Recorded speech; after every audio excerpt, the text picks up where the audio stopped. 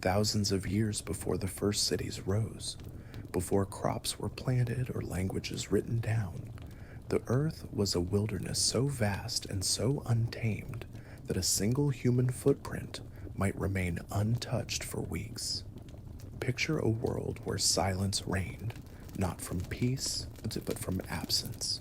No hum of engines, no flicker of firelight in distant windows, just cold wind over frozen ground and the cautious breath of something living in hiding.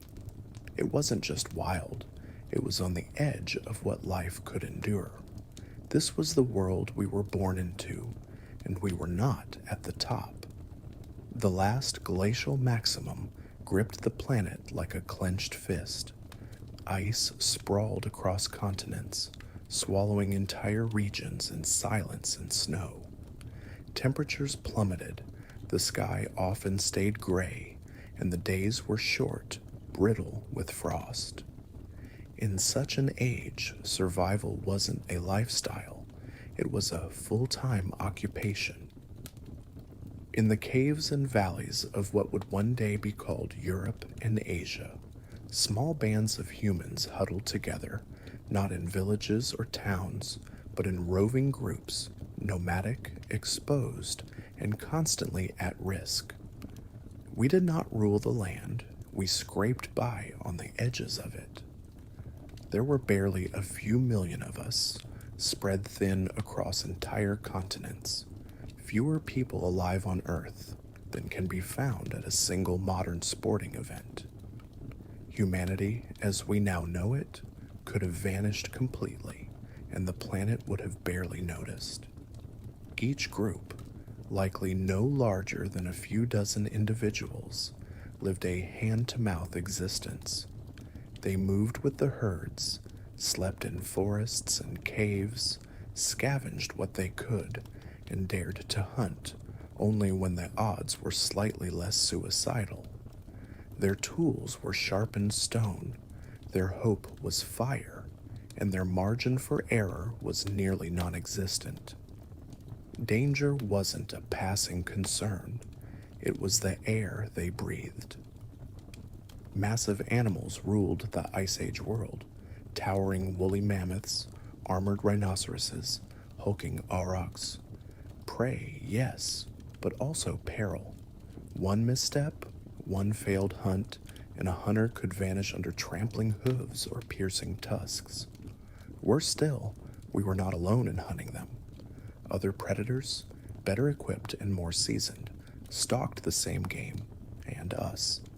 In open plains, cave lions prowled. In the forests, brown bears and hyenas waited silently for opportunity. A human wandering too far from the group risked never returning, not due to accident or exposure, but because something faster, stronger, and better adapted to killing had crossed their path. The cold was not just inconvenient, it was lethal. Every night posed the question, will we wake up tomorrow? The warmth of a fire could mean the difference between seeing the sunrise and being found frozen, limbs stiff, eyes open. And yet fire drew attention. Its light and smell could attract the very creatures humans feared most. Still, they had no choice. The fire stayed lit. And through all of this, humans endured. Not because they were the strongest, the fastest, or even the cleverest in the animal kingdom, but because they were something else, cooperative, watchful, and capable of change. They could tell stories to warn the young. They could remember where the ice cracked beneath their feet. They could look at each other and know when to run and when to stand. But even this was often not enough. What made things worse was not the predators, not even the cold. It was the isolation. Help, if it came at all, would come too late. There were no villages to send aid, no allies to rally. Just a few dozen souls at most, trying to stay alive in a world that didn't care if they disappeared. Every new face could mean danger or salvation. Every day began with the same uncertainty. Who will we lose today? Yet in this bleakness, in the thin air and long shadows of ancient earth, something began to stir. Not in the heavens or in the soil, but in the spaces between species. Because out there, on the perimeter of light and dark, something watched the fire. Something with sharp teeth, keen hearing, and a way of moving silently over snow. Something that, until very recently, had been known only as a threat. The wolves were never far. Their howls echoed in the night, not as a lullaby, but as a warning. And yet they didn't always stay away. Sometimes, just beyond the reach of flame and spear, a pair of eyes would reflect the firelight. They didn't attack. They observed. They waited. In those first quiet encounters, there was no agreement, no grand understanding. Just two creatures, one shivering, the other stalking, separated by instinct and inches. Neither trusted the other. Both had reason not to. But the world was shifting. Food was scarce. Nights were long. And maybe, just maybe, each began to see the other not as a threat, but as something else entirely, a possible ally. That possibility, born in frost and hunger, would change everything.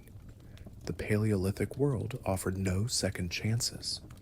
Every breath drawn could be your last, and the line between predator and prey was often drawn, not by strength or speed, but by sheer luck and timing. Humans, despite their cunning and cooperation, were far from the apex predators we sometimes imagine today. In truth, we were fragile. Compared to the creatures we lived among, we lacked claws, fangs, thick hides, or night vision. Our bodies were lean and exposed, our young vulnerable, our elders slow. Without numbers, without weapons beyond sharpened sticks and chipped stone, our dominance was still centuries, no, millennia away. In the brutal hierarchy of Ice Age survival, we were just one wrong move away from extinction. Our only real advantage lay in our ability to adapt. But adaptation requires time, and time was always against us. At any given moment, a rustle in the underbrush might mean a passing breeze, or it might mean a cave lion tracking your scent. The darkness beyond the firelight was not symbolic. It was literal danger. You didn't sleep deeply in those days. You dozed, ears pricked for the crack of a twig or the low growl of something circling just beyond your sight. No fortresses, no walls, no allies beyond the few people who huddled near you. If an illness struck or an accident happened, help wouldn't come from the next town. There were no towns. Your entire universe might be 20 people with names and stories and scars, all clinging to a fire in a cave whose roof leaked when the ice melted. That was it. If a bear came, you fought together. If food ran out, you starved together. If something happened to you while out hunting, no one came to rescue you. You were gone. And the group would carry your absence like another weight they couldn't afford to bear. It's easy to imagine prehistoric people as heroic, stoic survivors. But the reality was much closer to fear. Not cowardice, but awareness. A constant humming alertness that shaped every moment of their lives. Every footstep mattered.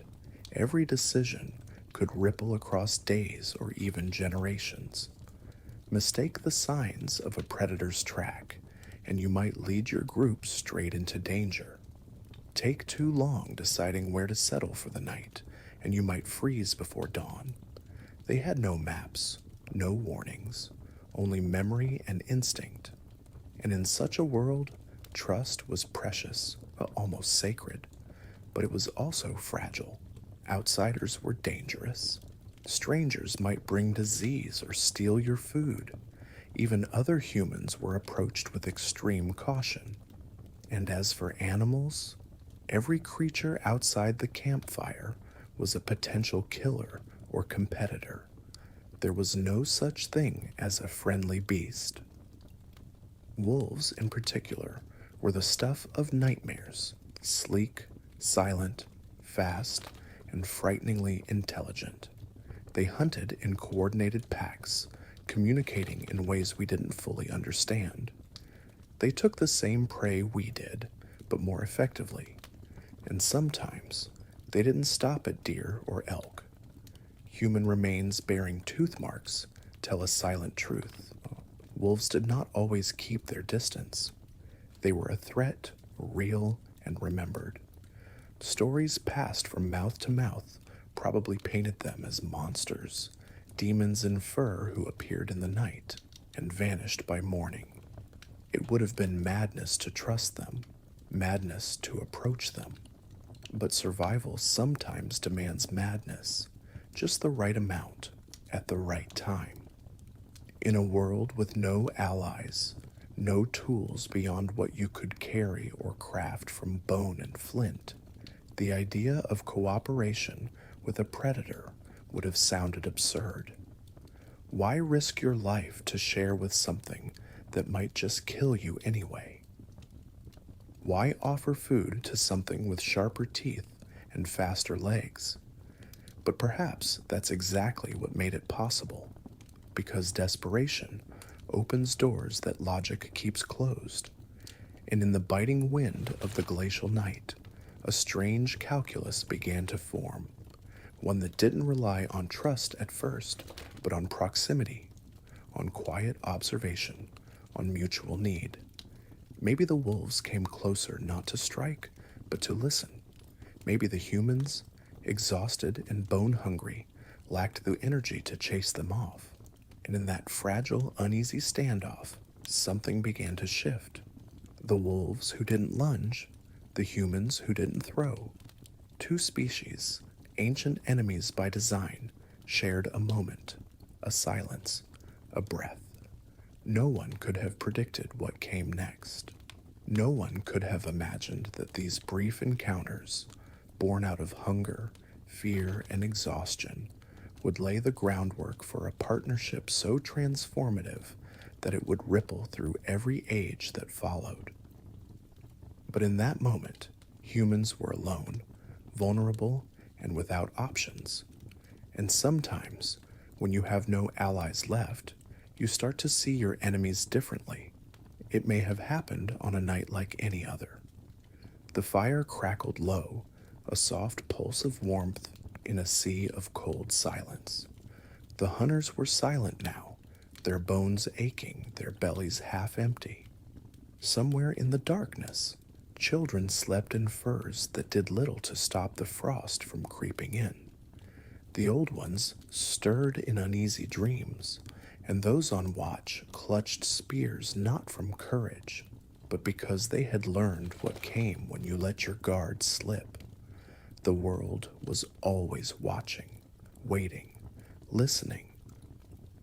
And then eyes, twin glints beyond the firelight, not the frenzied gleam of attack, not the rush of paws on snow, but something stranger. Stillness, a shape in the dark, too large to ignore, too quiet to trust. Ears perked, nose twitching, a lean form low to the ground watching the fire, watching the people. It didn't lunge, it didn't snarl, it didn't move at all.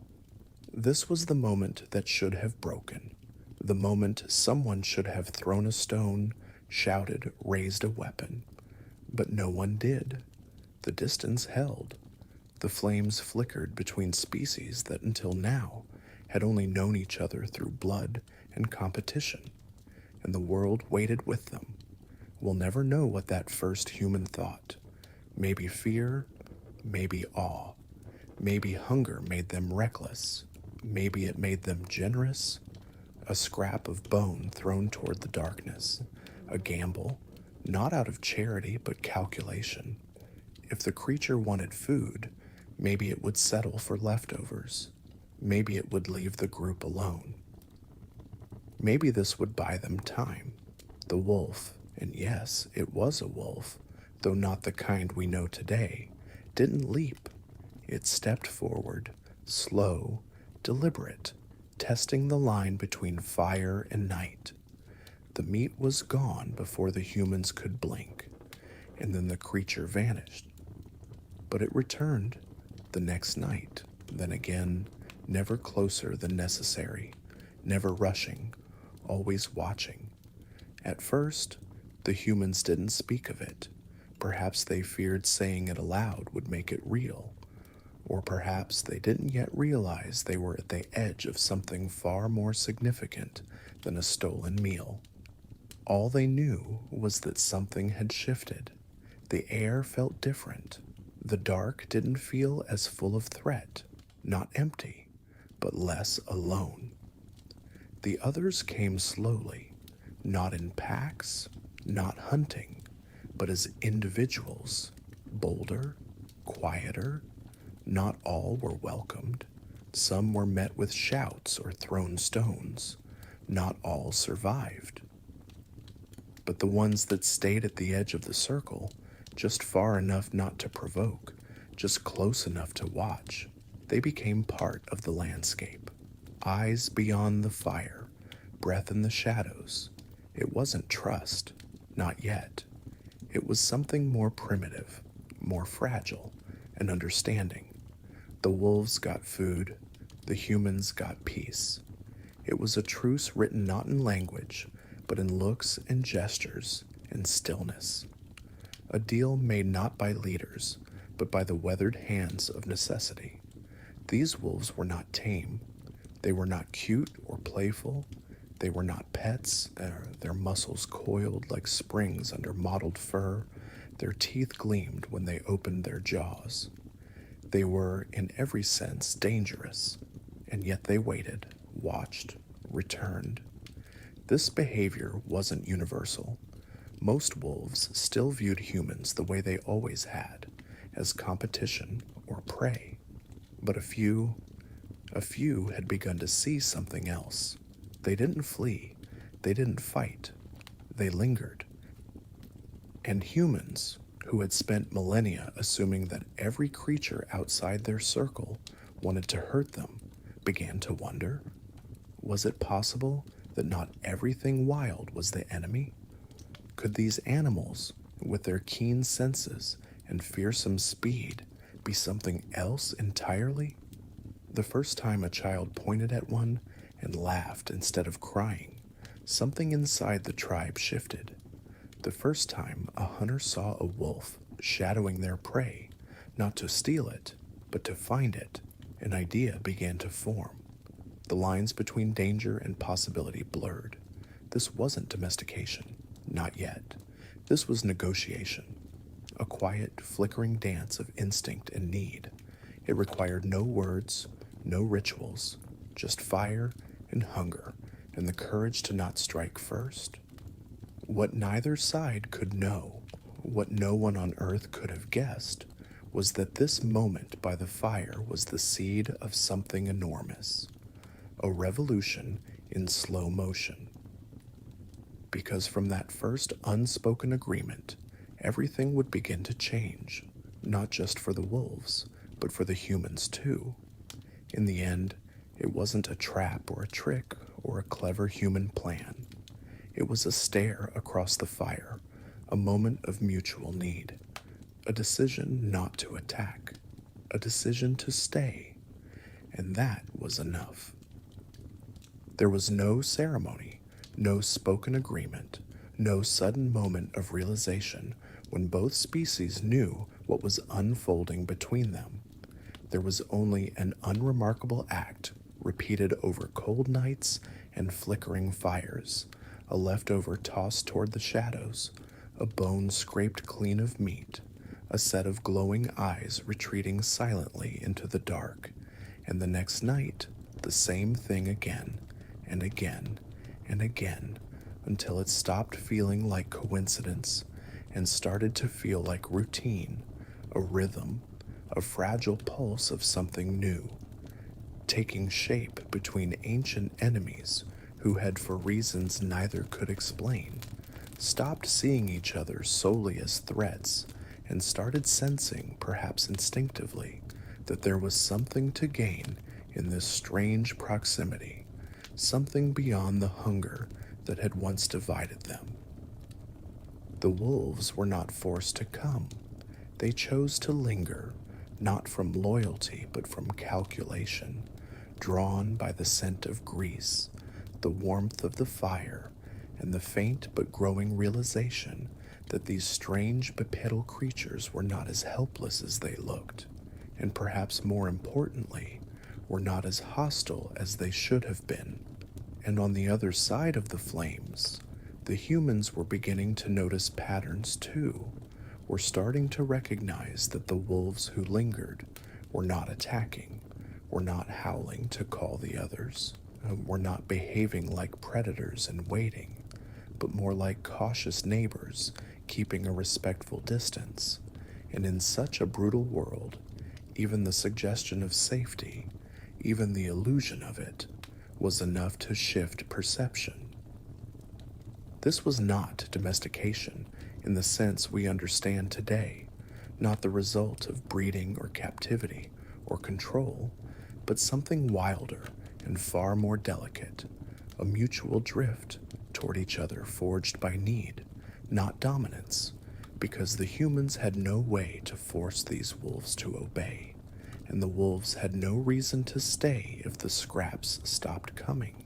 And so what grew between them was not obedience, but coexistence, a wordless bargain that played out in stares and silences, in moments when no one flinched and no one bared teeth, and slowly, without realizing it, both sides began to change. The wolves who approached were not the boldest or the fiercest. They were the quiet ones, the observers, the ones who dared to get just close enough to smell the smoke on the wind without provoking fear or attack. And these were the wolves who survived, who passed down their caution and curiosity to pups who would grow up knowing the scent of human fire as something other than danger. And the humans, for their part, began to tolerate their presence, then to expect it, and eventually to welcome it, not with affection, not yet, but with the subtle adjustments that signal a shift in thinking. A scrap tossed a little closer, a softer voice at night, a child allowed to look longer before being hushed. It was not a taming, but a mutual calibration, a quiet narrowing of distance over generations, a softening of edges, an erosion of fear, and in this erosion, something remarkable began to emerge. Wolves that lingered became wolves that warned, barking at movement beyond the firelight, growling at unseen threats in the dark. And though they did not yet sleep beside humans or follow them on hunts, their presence began to serve a purpose, one that no tool or trap could replicate, because there is no substitute for a pair of eyes that sees what you cannot, no technology more valuable in the night than a creature who chooses to alert rather than attack. And so the balance shifted, not through conquest or cunning, but through repetition, through the slow turning of nights into patterns and patterns into expectation, until one day it no longer seemed strange that a wolf might sit just beyond the fire and watch without lunging, that a human might toss a bone without bracing for a strike. And though no one spoke of it as an alliance, though no songs were sung and no myths yet told, the bond was forming, growing stronger in silence, a deal without words, without promises, without names, but one that would reshape not only their two species, but the very fabric of the world they shared. What followed in the shadows of those first silent encounters was not the story of man taking a beast and bending it to his will, not the familiar tale of cages, leashes, or dominance, but something far stranger and far more powerful. A process in which the wild began to step closer, not out of submission, but out of choice.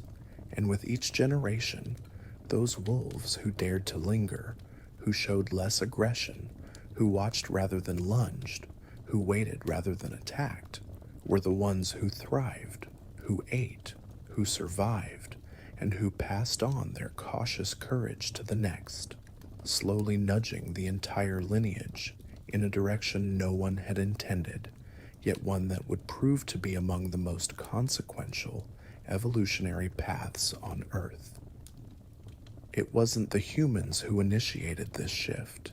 They were too busy surviving, too preoccupied with fire and food and keeping their children alive through another freezing night to orchestrate anything so deliberate.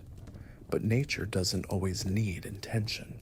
It needs conditions, and the conditions were perfect for a new kind of selection, one in which fitness was not defined solely by ferocity or speed, but by restraint, by curiosity, by the ability to approach the edge of something different and not flee or attack. And in this subtle shift, natural selection carved a new channel into the river of life, one that flowed toward cooperation rather than competition. The wolves that once haunted our stories as predators, whose howls we feared and whose eyes we watched for in the night, began to change, not dramatically, not overnight, but incrementally, through countless small moments of hesitation, tolerance, and reward, as each scrap of food thrown into the darkness favored a certain kind of behavior, reinforced a specific response, until those wolves who stayed away entirely found nothing, and those who came too close, too fast, were met with spears or fire. But those who balanced perfectly between distance and daring, who read the moment just right, were fed, and in this simple exchange, nature itself was sculpting a new type of wolf. It wasn't obedience that emerged first, nor even affection, but a strange form of attention, an awareness that bordered on understanding, an ability to interpret human movement, to sense human emotion, to read intention in posture or voice. And the more these wolves watched us, the better they became at it. And the more we saw their watchfulness, the more we responded, perhaps unconsciously, by rewarding it, until the exchange became a pattern too ingrained to ignore. And the wolves that had once been our rivals began to feel, however faintly, like a part of our world rather than an enemy pressing against its edge. This wasn't the domestication we'd later impose on livestock or engineer into selective breeding programs. This was self-domestication, a wild species reshaping itself in the presence of another, not because it had to, but because it worked, because it offered just enough advantage to tip the scales of survival in their favor, and over generations. What began as a quiet hunger evolved into an entirely new behavioral landscape, where aggression became maladaptive and curiosity became key, where tolerance led to longevity, and fear, though never absent, no longer ruled the interaction. It's strange to think that evolution, often imagined as a brutal contest of strength and dominance, could pivot instead on softness, on the ability to withhold attack, to remain still, to observe without reacting. Yet that's precisely what happened, as these early wolves, through nothing but the slow mathematics of natural selection, began to transform, not just in behavior, but in biology, their bodies gradually reflecting the traits that served them best near humans. Less reactive temperaments, altered stress responses, even shifts in facial musculature that allowed for more expressive features, changes so subtle they would have gone unnoticed then, yet so profound that they now mark the difference between predator and partner. And while the humans may not have understood the mechanics behind it, they felt the change. They sensed it in the way these animals no longer vanished at dawn, no longer snarled at the approach of a child, no longer circled camp like vultures waiting for weakness, but instead began to exist alongside, to follow hunts from a distance, to approach during moments of rest rather than vulnerability, to act, if not as companions yet, then as something not quite wild, something that knew us, that chose us, and that stayed not because it was forced, but because it had decided that proximity to this strange, furless species came with benefits worth the risk. So when we speak of the domestication of the dog, it is more honest to say that it began as a one-sided decision, not ours, but theirs, a deliberate evolution away from instinct and toward interspecies alignment, driven by the simple truth that in a world of constant danger and bitter cold, sometimes survival favors the quiet, the observant, and the brave enough to step toward the fire. As the bond deepened through repetition, habit, and an unspoken rhythm of exchange, a new role began to emerge, one that no one had planned, no one had taught, and yet became unmistakably real in the way it altered the lives of those who embraced it. The wolves, once watchers on the perimeter of firelight, began to serve not just as scavengers, but as sentinels. Their ears attuned to every rustle in the brush, their eyes alert even in the depths of night, their bodies curled close enough to feel warmth, but distant enough to remain free. What had begun as a passive coexistence began, slowly and without ceremony, to transform into active cooperation, and with it came the first true ripple of safety that prehistoric humans had ever known. Before this shift, every night had been a gamble, every sleep a compromise between exhaustion and vigilance. Humans had no fortresses, no alarm systems, only the brittle barrier of a fading fire and the weight of their own fatigue. To fall asleep was to surrender to the unknown, to trust that the others in your group would hear danger before it struck. But when wolves began to lie nearby, not as attackers, but as quiet, breathing sentries, the risk changed. Their senses, sharper than ours could ever be, detected what we could not. Long before a predator crept close, a wolf would already be awake, muscles tense, ears twitching toward the sound. A low growl, a shift in posture, the hair rising along a ridge of spine. These were warnings that no human could match, signs that something was coming long before it came. This transformation was not symbolic. It was functional, vital, immediate. The wolf had become a living alarm, no longer a threat in the night, but protection from the night. A creature born to kill had somehow become the guardian of our most vulnerable hours, and this shift reshaped the way humans existed. Suddenly, one person could sleep while another did not. Children could be left momentarily without arms nearby. A campfire could be tended with slightly less tension. And this wasn't an abstract comfort. It was survival itself, extended, expanded, allowed to stretch just a little longer because a former enemy now stood watch. And this shift was not one-sided.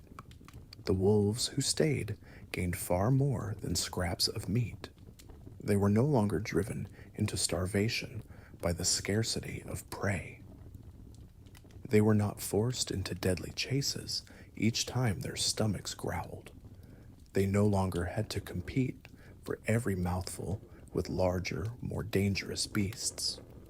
The presence of humans meant a steady source of calories, yes, but also shelter from competition, warmth from the fire, and over time, a pack larger and more complex than any they had known.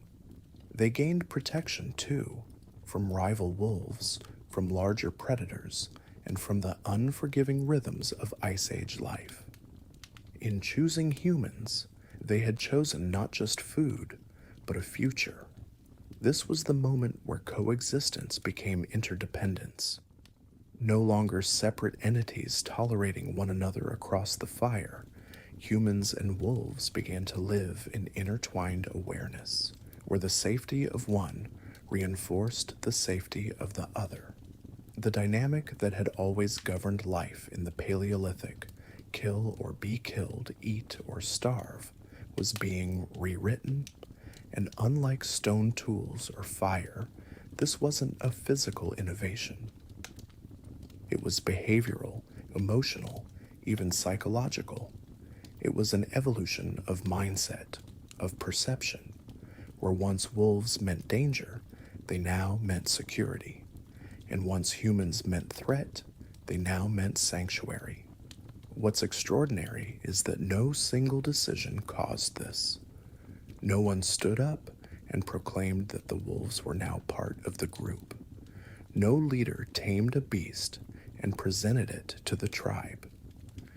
This was a change authored by the quiet insistence of repetition, by hundreds and thousands of nights, in which the same patterns played out, each slightly more familiar than the last. A wolf sniffed at the air. A child watched it without fear. A mother left scraps without hesitation. A hunter returned to find no one harmed. Trust was not declared. It was accumulated, slowly, delicately, until one day it simply existed. And so the wild creature at the edge of the circle became something more, neither pet nor beast, but an entirely new kind of presence, a bridge between species. A whisper that the world could be more than kill or be killed, that maybe, just maybe, two very different creatures could survive better together than apart. It was not the end of danger, far from it, but it was the beginning of something no animal had ever done before. Forge a partnership with another predator, not to defeat it, but to thrive alongside it. And with that step, the future began to shift. Quietly, permanently, irreversibly. Once the invisible line of fear had been crossed, once the wolf had become more than a shape in the shadows, and more than a pair of watchful eyes beyond the fire, something even more extraordinary began to happen. Not just a shift in where these animals slept, or how they moved through camp, but in what they began to do alongside humans, because what had started as a fragile coexistence was evolving into cooperation, and nowhere was that more evident than in the hunt, the brutal, essential ritual that had defined human survival for tens of thousands of years.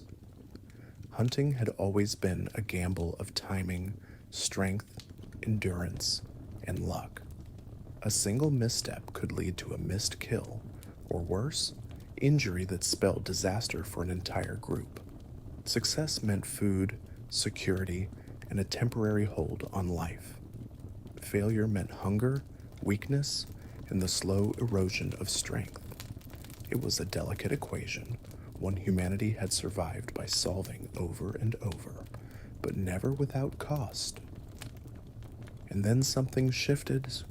At first, it was subtle, a wolf shadowing the group at a distance as they tracked prey across a frozen ridge, keeping low and silent, moving with an uncanny intuition that felt less like coincidence and more like intent.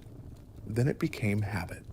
One wolf, two, following a herd's scent trail, not in competition, but in parallel, guiding the humans, not through words or signs, but through movement, posture, attention. They could smell what we could not, hear what we missed, detect weakness in prey with a sensitivity no human could rival. And while they might once have used that information to strike on their own, now they hesitated, slowed, let the humans draw their weapons, and take the final step.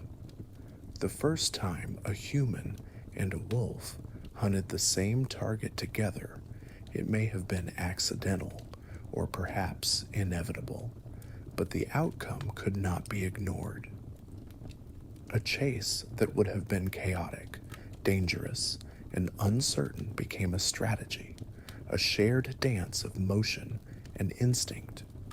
The wolves drove the prey toward the humans, who lay in wait with weapons raised.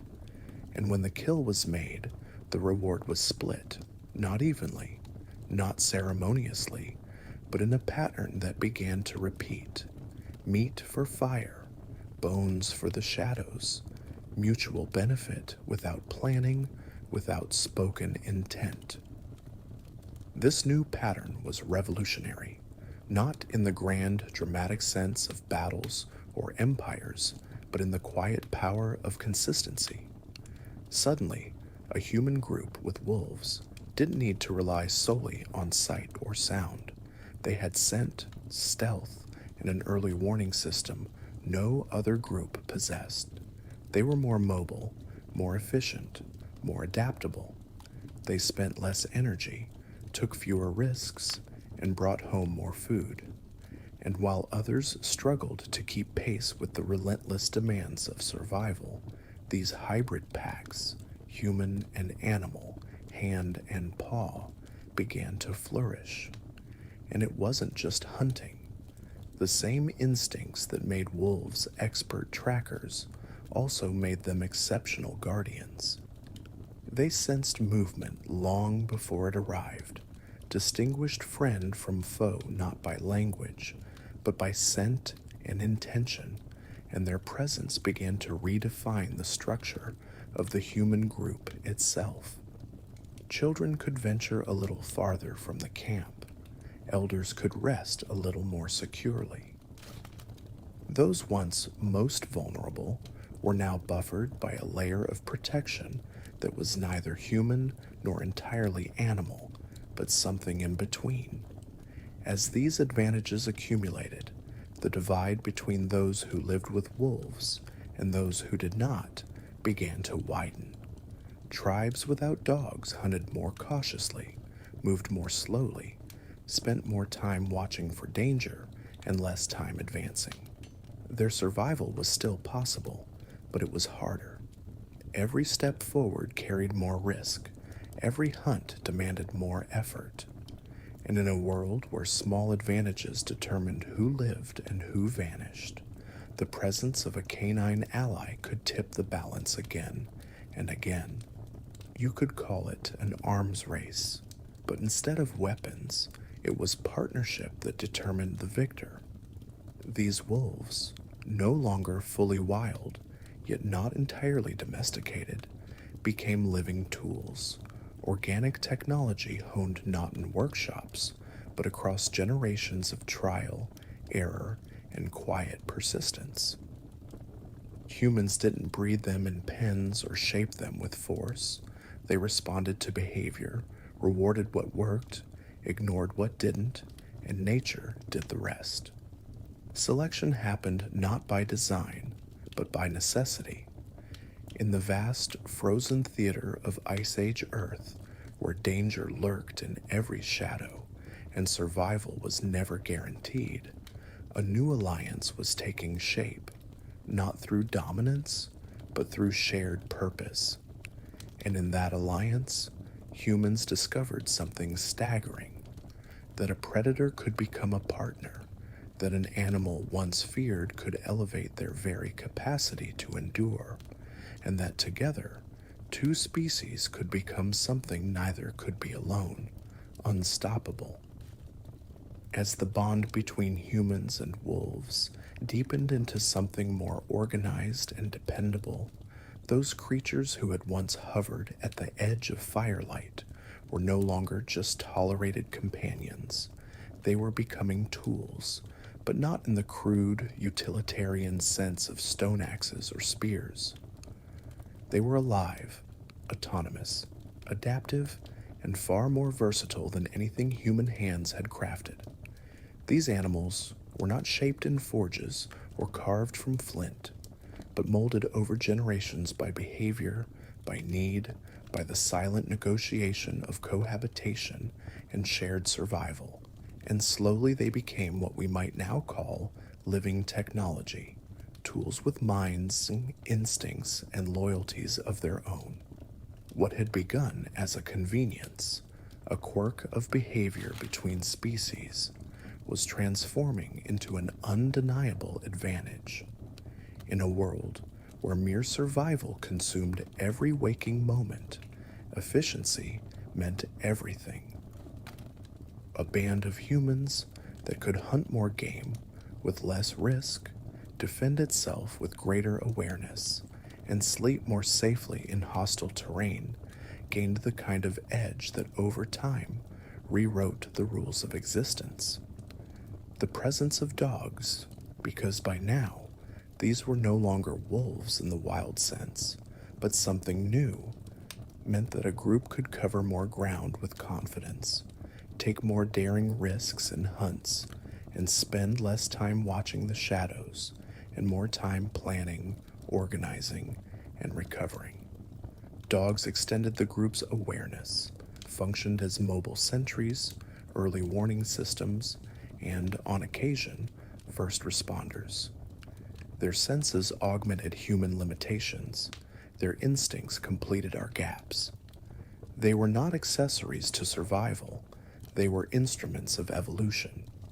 With dogs, people moved differently. They moved farther. Across snowdrifts, through forests, across treacherous ridgelines, the addition of a dog changed the way groups traveled. A dog could carry a small pack, chase prey that veered off course, retrieve, track, even distract. In a chase, they could push prey into ambushes. In a camp, they could guard supplies. In times of crisis, they could alert, defend, or even become the difference between living another day or not. And unlike weapons or fire, dogs didn't require retooling or reigniting. They learned, they adapted, and they chose to stay. The human groups that embraced this new collaboration began to change in ways that weren't just external. Their structure became more fluid, their confidence grew, and their ability to establish territory, protect young, and plan for the future took on new dimensions. Dogs became part of the rhythm of life, woven into the fabric of movement, ritual, and survival itself. These groups gained more than tools. They gained tempo. They moved faster, struck harder, lasted longer. And in a world governed by scarcity, this was everything. Meanwhile, those who did not have dogs, whether by isolation, resistance, or simple misfortune, began to fall behind. Their hunts remained riskier, their children remained more vulnerable, their sleep remained lighter, and their losses stacked higher. Each day was a harder climb, each migration a greater gamble, and while nothing in the Ice Age was guaranteed, the difference in outcome over time was as measurable as it was irreversible. The ones who had dogs were more likely to reach the next generation. The ones who didn't were more likely to disappear into the snow, remembered only by bones and echoes. It wasn't survival of the fittest in the sense of raw strength. It was survival of the most adaptive, and those who adapted to this new relationship, who allowed this new kind of creature into their lives reaped the benefits in full. These early dogs, neither fully wild nor domesticated, were a technology unlike any other in human history. They required no manufacturing, no assembly, no instruction manuals. They required time, trust, and continuity. They evolved with us, around us, and through us, and in doing so, they shaped our evolution in return. Their presence enabled human groups to expand into territories previously too dangerous or too difficult. They helped maintain cohesion, guided hunts, protected camps, and even mediated interactions within groups through their ability to mirror and respond to human emotion. In every corner of early human life, they became integrated not just as helpers, but as extensions of the group's collective senses and strategies. The bond was no longer a curiosity, it was a mechanism for survival, and that made it revolutionary. What's more, the early dogs didn't just follow, they learned. They remembered trails, danger zones, migration patterns. They observed the way humans moved and adjusted themselves accordingly. In time, humans began to rely on them not just as tools or allies, but as creatures capable of initiative, capable of choosing paths, detecting threats, and making decisions based on complex patterns. In other words, they were not passive assets, they were co-strategists in the day-to-day war of staying alive.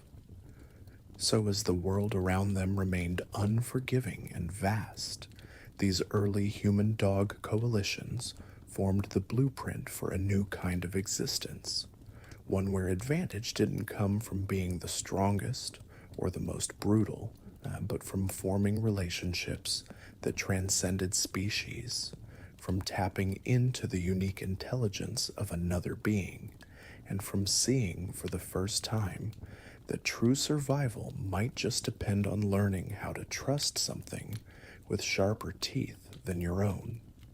Long before fields were tilled, before seeds were planted in rows or animals penned behind fences, long before humans stopped roaming and started building homes that stood in one place, dogs were already there. They did not arrive with agriculture, they arrived before it. They were not the byproduct of settled life, of fenced-in flocks or cultivated grain. They were the precursor, the first companions in a world without property, without permanence. While goats, chickens, and cows came much later, shaped by generations of breeding and confinement, dogs emerged in the uncertainty of wandering, in the fragile chaos of survival, and carved out a place alongside us when we had nothing to offer but scraps, warmth, and proximity. They joined us not when we had civilization to offer, but when we had only desperation and instinct. They made no demands for shelter, asked for no stalls or barns or enclosures. They walked with us across icy passes, stood watch while we slept, and followed us into forests where danger waited behind every sound. They were not acquired, they arrived.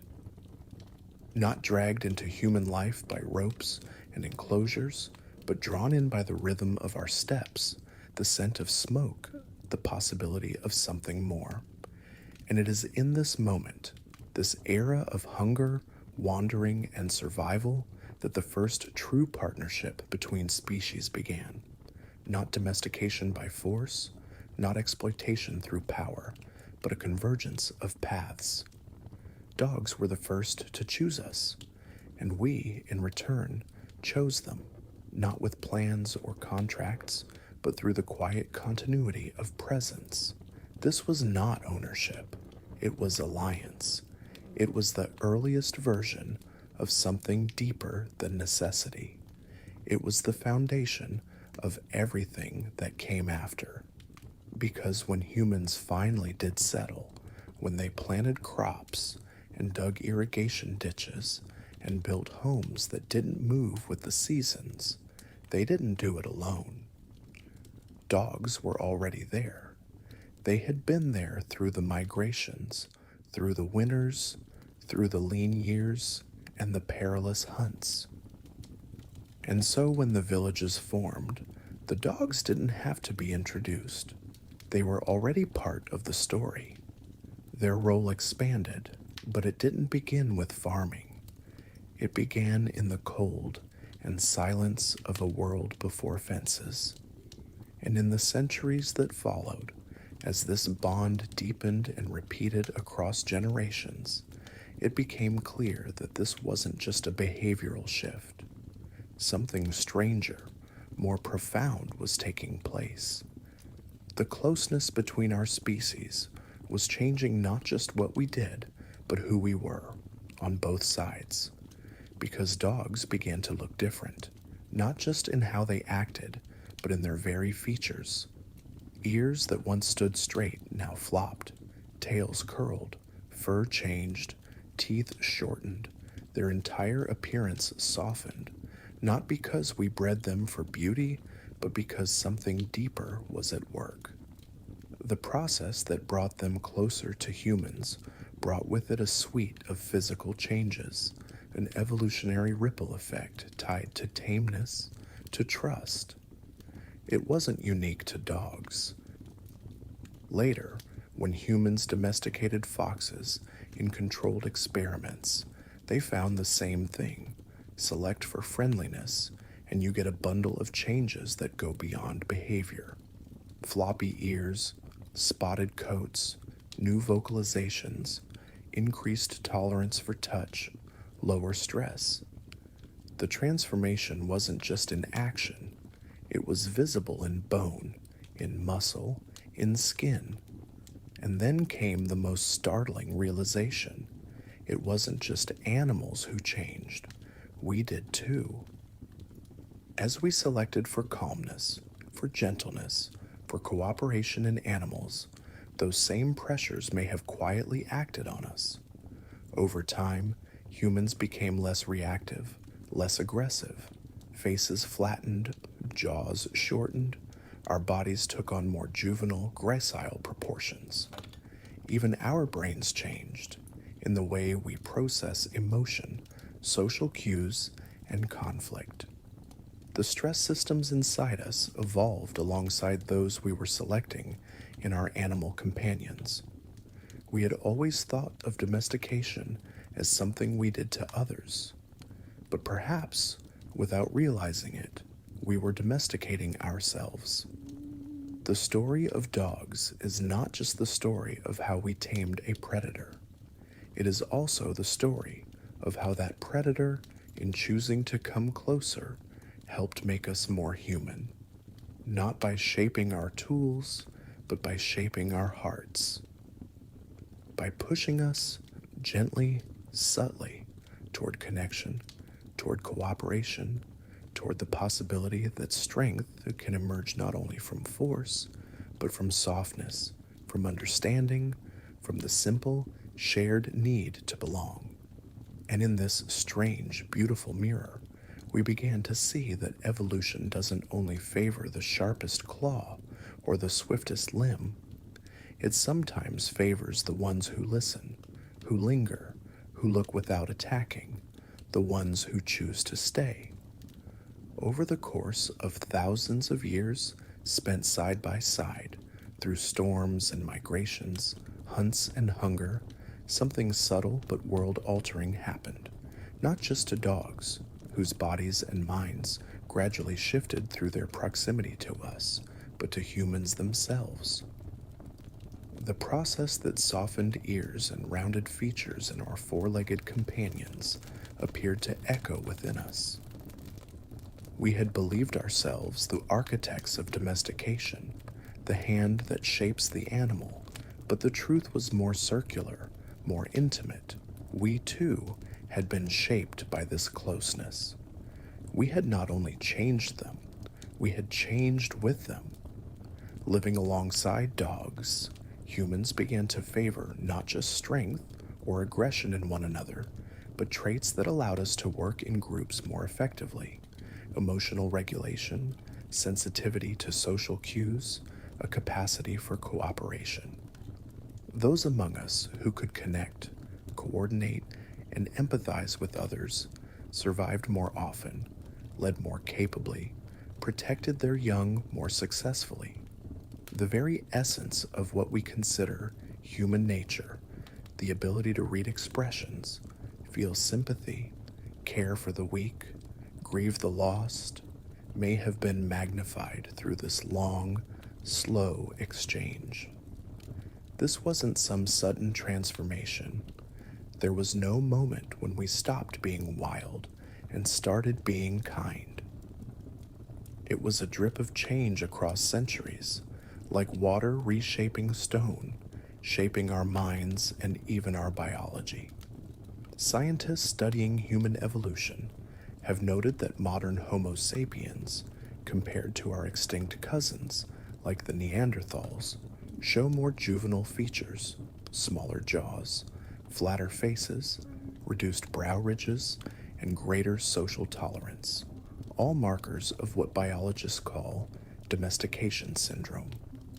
The same process that softened dogs may have softened us too, especially once we started selecting one another, however subtly, for traits that made life in large, complex groups more bearable: patience, empathy, calm. And this shift didn't just make us better campmates, it made us capable of more, of gathering in tribes, of forming communities, of building consensus. It made it possible to tell stories around a fire and trust that others were listening. It made it possible to bury our dead, to plan years ahead, to cooperate on scales far beyond what any other primate species has ever achieved. In a very real sense, our first step toward civilization wasn't the invention of the wheel or the planting of grain. It was the moment we stopped striking out at the unknown and started inviting it closer. The moment we decided that survival wasn't just about muscle or instinct, but about bonds. And no bond in human prehistory was older, deeper, or more transformative than the one we formed with the dog. That bond became sacred, tangible, emotional, and nowhere is that more heartbreakingly clear than in the earliest graves. Across prehistoric Europe and Asia, archaeologists have uncovered something both expected and shocking: dogs buried alongside humans, not as waste, not as refuse, but as kin. In some sites, they were cradled in the crook of an owner's arm, as if still protecting or being protected. In others, they lay in individual graves, sometimes with offerings, symbols of care, of love, of grief. These were not utilitarian burials, these were farewells, and they speak of a depth of connection that defies the cold, transactional logic of early survival. These dogs weren't just guardians or hunters, they were family. When they passed, they weren't discarded, they were mourned. One grave, 14,000 years old, holds the remains of a puppy that had been cared for through a serious illness. It couldn't have hunted, couldn't have contributed, and yet someone kept it alive, fed it, sheltered it, nursed it. That care, that compassion, left no benefit except the one we understand today as love. That tiny skeleton, preserved in soil, is the fossilized imprint of affection, proof that humans once held something warm and wordless in their arms and didn't let go. This was no longer an alliance born of necessity. It was kinship, a shared existence that transcended the practical, entered the emotional, and hinted at something profoundly human. The dog was no longer a tool or a partner. It had become a presence, one whose loss was felt, whose life was honored, and whose loyalty was remembered long after its body stilled. That's when we know the story had changed, because in the dirt beside us, in the stillness of ancient burials, there are no weapons, no trade goods, just bones curled beside bones, the quiet echo of a relationship that outlived breath. A story told in silence, but heard across time. They followed us across mountains and rivers, through tundra and forest, through lands blistered by cold and lands cracked by heat. Wherever we went, they were there, not just near us, but with us, not behind us, but beside us. When humans crossed into the unknown, into the frostbitten north, or the burning deserts of the south, when they stepped beyond the edges of the known world, into the ice fields of the Arctic or the hills of Central Asia, they did not do it alone.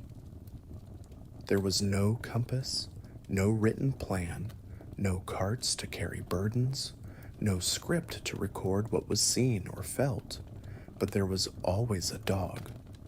When the first humans crossed into the Americas, stepping onto a continent no foot had touched in millennia, they brought no metal, no wheels, no domesticated livestock. They brought dogs. These animals were not added later. They were part of the original equation. They helped track game, guarded sleeping children, carried supplies strapped to their backs. They were woven into the logistics of expansion and survival. In many ways, they were the first explorers too. Cave paintings in France show dogs beside hunters, their bodies frozen in motion across stone walls lit by flickering torches.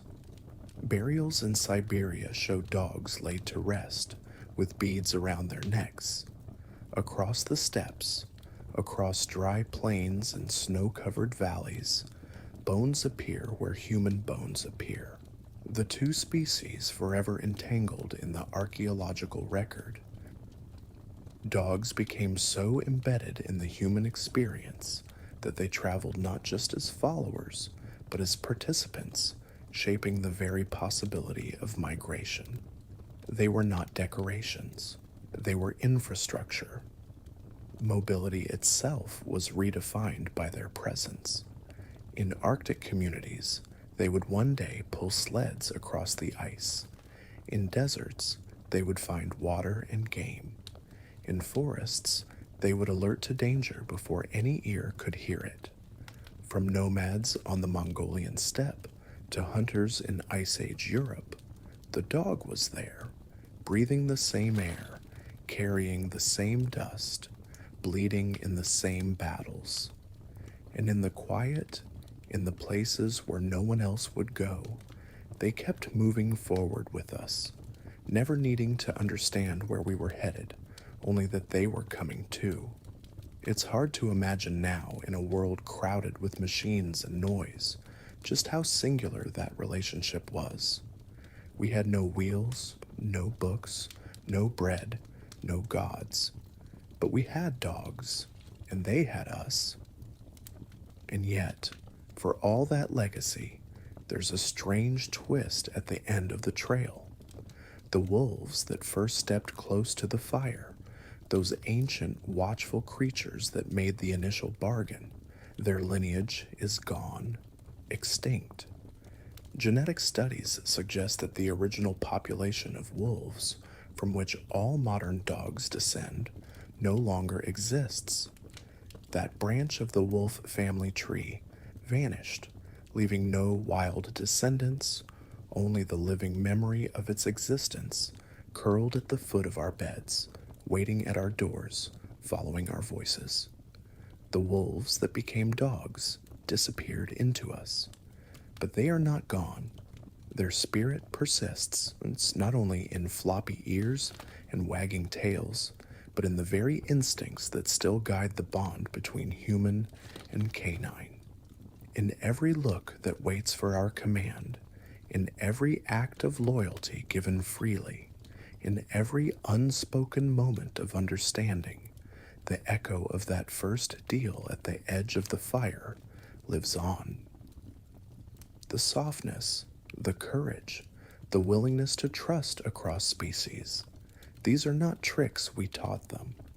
These are gifts they offered us, and what they gave us went far beyond safety or hunting power. They gave us the chance to become something new, not just a stronger version of what we were, but a different kind of being, more open, more aware, more capable of love and loss, of care and connection. They nudged us out of our solitude. They pulled us toward community. They helped make us human. So when we trace the story of civilization, when we draw the long winding path from caves to cities, from stone tools to satellites, we must remember that some of our first steps into that future were taken alongside a creature who once looked at us from the dark and chose not to strike, but to stay. And everything that followed, every leap in trust, every act of shared survival, every softening of the heart, can be traced back to that one night when something wild stepped close to the fire and didn't walk away.